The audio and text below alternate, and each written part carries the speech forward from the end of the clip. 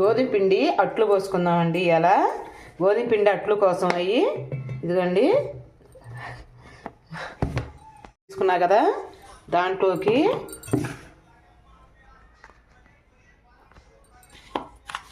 సరిపోయినంత ఉప్పు వేస్తున్నా, ఒక 1 స్పూను. దాంట్లో కొంచెం కొంచెం వాటర్ పోసుకుంటూ మనం కలుపుకోవటం, ఉండలు లేకుండా.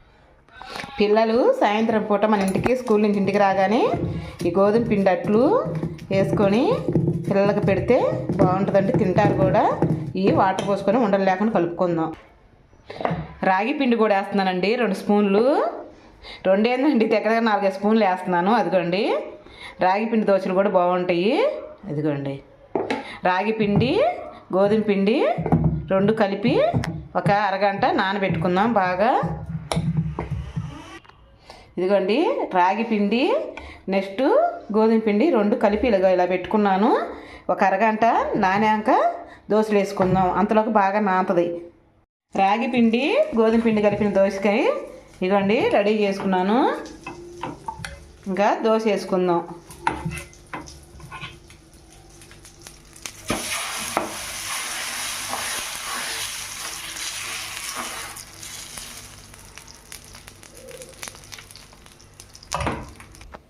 కొంచెం ఆయిల్ వేసుకుందాం, దానికి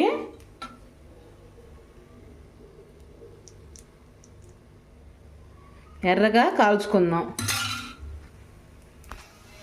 దోశ తిప్పుకుందామండి, కాలిందో లేదో చూసుకొని. ఇదిగోండి రాగి పిండి గోధుమ పిండి దోశ అండి, చూడండి ఎంత బాగా వచ్చిందో. బాగా 2 పక్కలు కాల్చుకుందాం, 2 పక్కల ఎర్రగా కాల్చుకుందామండి. ఇదిగోండి చూడండి ఎంత బాగా వచ్చిందో, కనపడుతుందా? చాలా మంచిదండి, అందులో రాగి పిండి కలుస్తుంది కదా. ఎప్పుడు రాగి జావ ఏం తాగుతామండి, ఒకసారి దోశలాగా వేసుకొని ట్రై చేసి ఎలా వచ్చిందో నాకు కామెంట్ చేయండి. మొత్తం దోశలు మొత్తం ఇలానే వేసుకుందాం. మా అబ్బాయి కాడికి తీసుకొచ్చాను, ఆ టేస్ట్ ఎలా ఉందో చెబుతాడు. టీవీ సౌండ్ తగ్గించుకోవచ్చు కదా, పర్వాలేదమ్మా, ఏం రాని తిను. దోశ ఇది రాగి దోశ అమ్మా, రాగిదను గోధుమ పిండి కలిపాను. ఎక్కడ చూస్తా అన్ని